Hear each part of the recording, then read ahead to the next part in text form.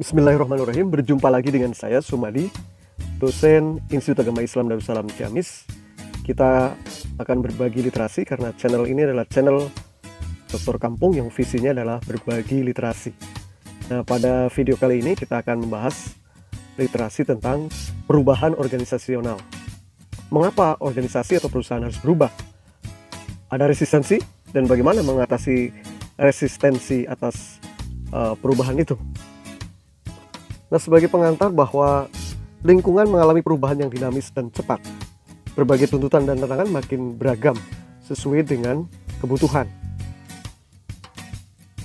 Organisasi dituntut bukan saja menyesuaikan diri atas perubahan, organisasi juga dihadapkan untuk menjawab tantangan dan kompetisi antar organisasi atau perusahaan yang makin ketat. Tidak berubah pasti akan ditinggal. Dan akhirnya organisasi atau perusahaan berkinerja buruk bahkan sampai akhirnya mati atau bangkrut.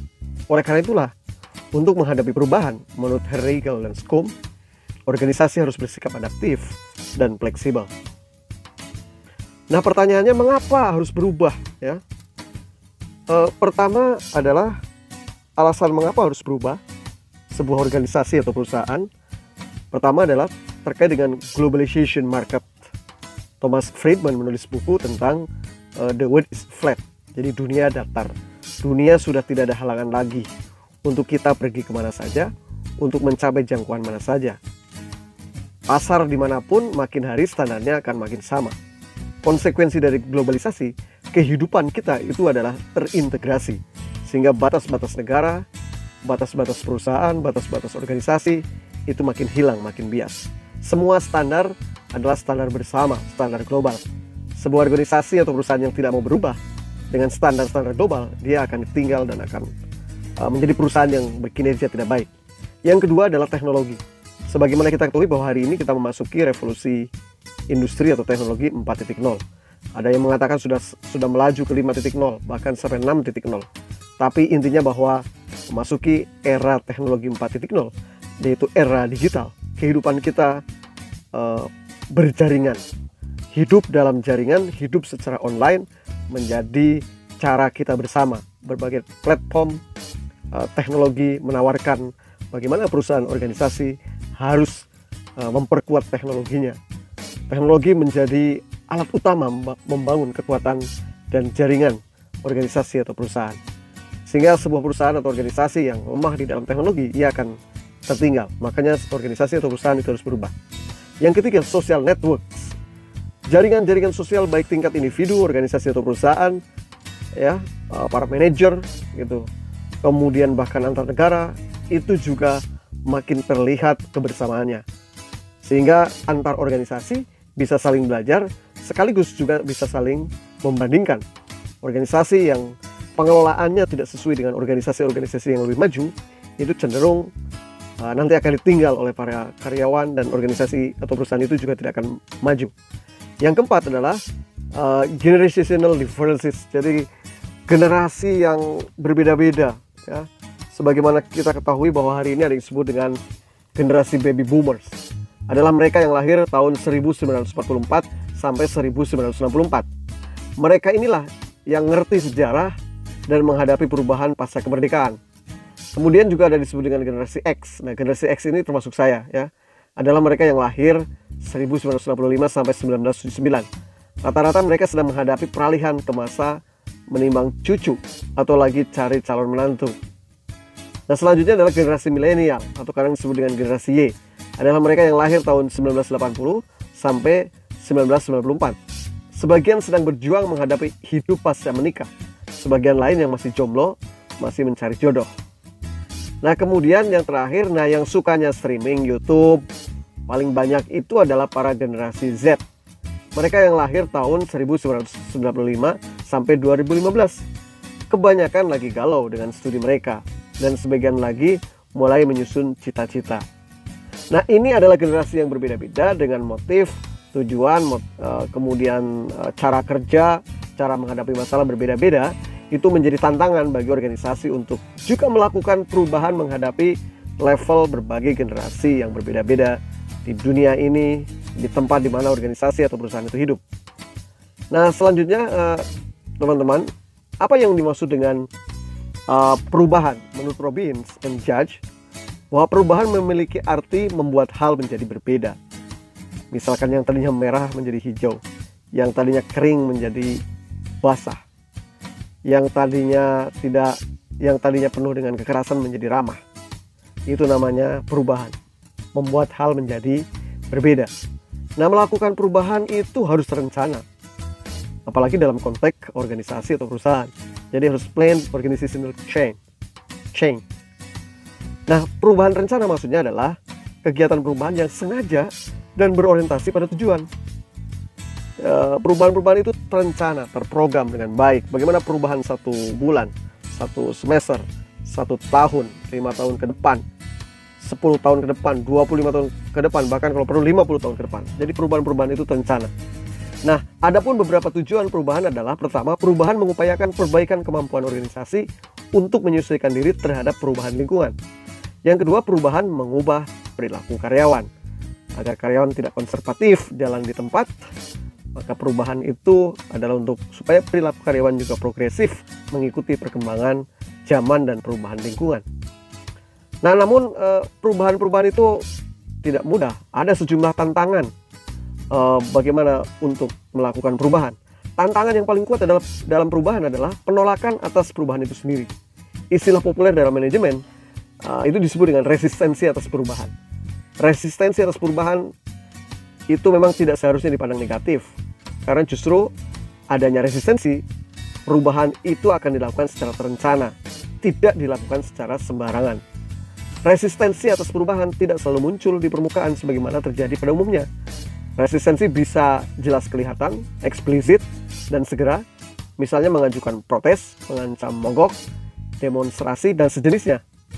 Resistensi atau penolakan bisa juga tersirat atau implisit dan lambat laun. Misalnya loyalitas pada organisasi atau perusahaan berkurang, motivasi kerja menurun, kesalahan kerja meningkat, tingkat absensi meningkat, dan lain sebagainya. Nah, sumber resistensi atau penolakan terhadap perubahan itu ada 2. Pertama, individual, yang kedua, organisasi. Resistensi atau penolakan individual itu pertama adalah kebiasaan.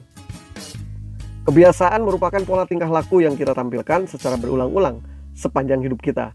Kita lakukan itu, karena itu kita merasa nyaman dan menyenangkan. Begitu terus dilakukan sehingga terbentuk suatu pola kehidupan sehari-hari. Sehingga jika perubahan berpengaruh besar terhadap pola kehidupan tadi, maka muncul mekanisme diri, yaitu penolakan. Misalnya tadinya absensi itu nanda tangan yang itu bisa dilakukan kapan saja. Tetapi akhir-akhir ini absensi melalui fingerprint online yang memastikan kapan kita hadir, seorang karyawan hadir jam berapa, apakah disiplin atau tidak, sehingga konsekuensinya misalkan pemotongan tunjangan atau gaji. Nah, mereka menolak tentang fingerprint misalkan. Ini karena kebiasaan. Contoh kebiasaan. Yang kedua adalah rasa aman. Jika kondisi sekarang sudah memberikan rasa aman dan kita memiliki kebutuhan akan rasa aman relatif tinggi, maka potensi menolak perubahan pun besar. Mengubah cara kerja padat karya ke padat modal munculkan rasa tidak aman bagi para pegawai misalkan. Nah, ketiga adalah faktor ekonomi. Faktor lain sebagai sumber penolakan atas perubahan adalah soal menurunnya pendapatan. Contoh misalkan pegawai menolak konsep 5 hari kerja karena akan kehilangan upah lembur. Kemudian keempat, penolakan itu atau resistensi itu terjadi karena takut akan sesuatu yang tidak diketahui. Sebagian besar perubahan tidak mudah diprediksi hasilnya. Oleh karena itu muncul ketidakpastian dan keraguan-raguan. Kalau kondisi sekarang sudah pasti dan kondisi nanti setelah perubahan belum pasti, maka orang akan cenderung memilih kondisi sekarang dan menolak perubahan. Kelima, persepsi. Persepsi adalah cara pandang individu terhadap dunia sekitarnya. Cara pandang ini memengaruhi sikap. Pada awalnya misalkan keharusan ibadah di rumah saat pandemi COVID-19 itu banyak ditolak. Karena banyak yang memandang atau mempersepsi protokol pemerintah atau protokol dunia kesehatan dianggap bertentangan dengan ajaran agama, sehingga menimbulkan sikap negatif. Jadi persepsi itu juga bisa menjadi sumber resistensi perubahan. Nah, yang kedua adalah resistensi organisasional. Organisasi pada hakikatnya memang konservatif, ya, tidak mau berubah. Nah, setidaknya terdapat 6 sumber penolakan atas perubahan secara organisasional. Pertama adalah kelemahan atau inersia struktural. Artinya penolakan yang terstruktur.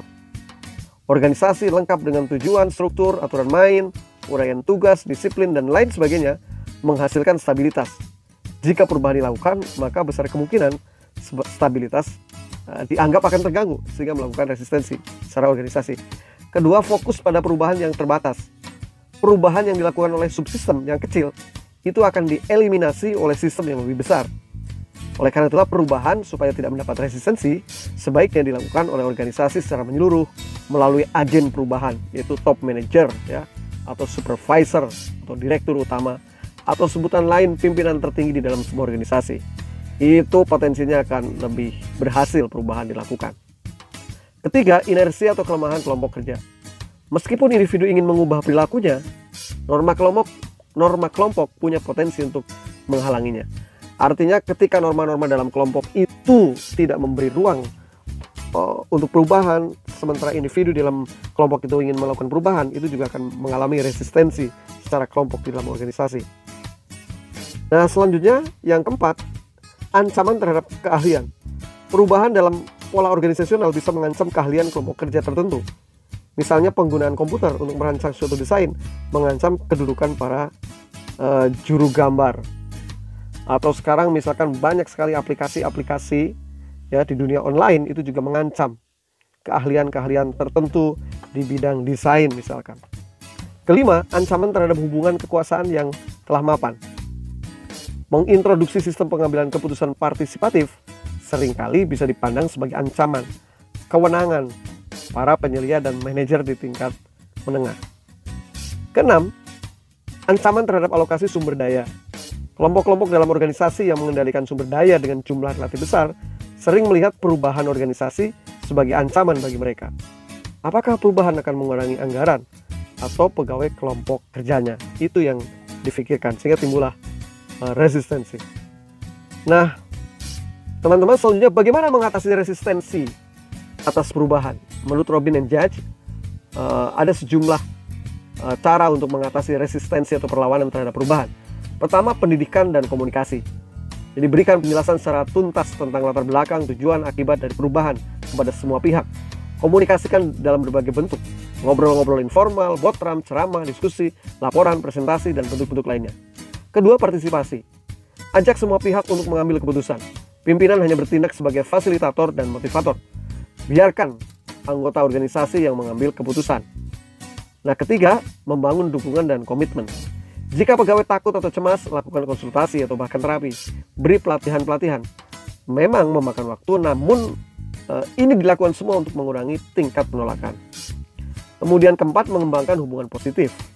Riset menunjukkan orang-orang lebih bersedia menerima perubahan jika mereka mempercayai para manajernya yang menjadi agen perubahan. Riset juga menyarankan, jika para manajer mampu menjaga hubungan positif, maka mereka akan mampu mengatasi perlawanan terhadap perubahan. Bahkan pada mereka yang biasanya tidak menyukai sama sekali. Kelima, mengimplementasikan perubahan secara adil. Salah satu cara menghentikan perlawanan atau atas perubahan yaitu supaya meminimalkan dampak negatif adalah dengan memastikan bahwa perubahan diimplementasikan secara adil. Tidak ada yang termarginalisasi, tidak ada yang teropresi, semua adil. Dan juga bahwa perubahan itu harus dipahami serta dipersepsi sama oleh seluruh anggota organisasi. Keenam, negosiasi. Cara lain yang juga bisa dilakukan adalah melakukan negosiasi dengan pihak-pihak yang menentang perubahan. Cara ini bisa dilakukan jika yang menentang mempunyai kekuatan yang tidak kecil. Misalnya dengan serikat pekerja. Tawarkan alternatif yang bisa memenuhi kebutuhan mereka. Ketujuh, manipulasi dan kooptasi. Mengatasi resistensi dengan manipulasi adalah menutupi kondisi yang sesungguhnya. Misalnya memelintir atau twisting fakta agar tampak lebih menarik. Tidak mengutarakan hal-hal yang negatif, sebarkan rumor, dan lain sebagainya. Selanjutnya kooptasi. Kooptasi itu dilakukan dengan cara memberikan kedudukan penting kepada pimpinan penentang perubahan dalam mengambil keputusan. Gitu. Misalkan pernah Rizal Ramli itu diangkat sebagai menteri oleh Jokowi karena pernyataan-pernyataannya terus mengkritik pemerintah. Tapi selama di kabinet ia tidak bisa menghentikan terus mengkritik pemerintah, akhirnya diganti lagi atau dipecat sebagai menteri. Ini kooptasi contoh. Kedelapan, memilih orang yang menerima perubahan. Riset menunjukkan beberapa orang dengan kepribadian tertentu memiliki tingkah laku yang positif atas perubahan dibanding dengan yang lainnya. Para individu ini memiliki perilaku terbuka pada hal baru, fleksibel, dan berani mengambil risiko terhadap perubahan. Ini orang yang cukup bagus untuk perubahan. Para individu yang memiliki mental tinggi secara umum itu lebih baik untuk mempelajari dan menyesuaikan diri dengan perubahan di tempat kerja. Artinya apa? Para individu yang bermental baik itu akan mudah melakukan perubahan-perubahan di dalam organisasi. Kesembilan, paksaan. Ini takdir terakhir adalah paksaan. Berikan ancaman dan jatuhkan hukuman bagi siapapun yang menentang dilakukannya perubahan. Jadi paksa. Kalau nggak mau berubah, ancam, pecat. Tapi ini harus yang terakhir di dalam organisasi. Karena riset-riset menunjukkan bahwa sikap otoriter oleh manajer, pimpinan perusahaan, pimpinan organisasi itu akan berkorelasi pada kinerja yang buruk di dalam perusahaan dan organisasi. Demikian teman-teman semua tentang mengapa organisasi atau perusahaan harus berubah. Dan tadi sudah kita jelaskan apa itu perubahan ya. Kemudian ada bentuk-bentuk resistensi atas perubahan, dan kemudian bagaimana kita mengatasi perubahan. Mari kita diskusi di channel ini sebagai bentuk kita semua bergabung di channel literasi ini. Terima kasih. Assalamualaikum warahmatullahi wabarakatuh.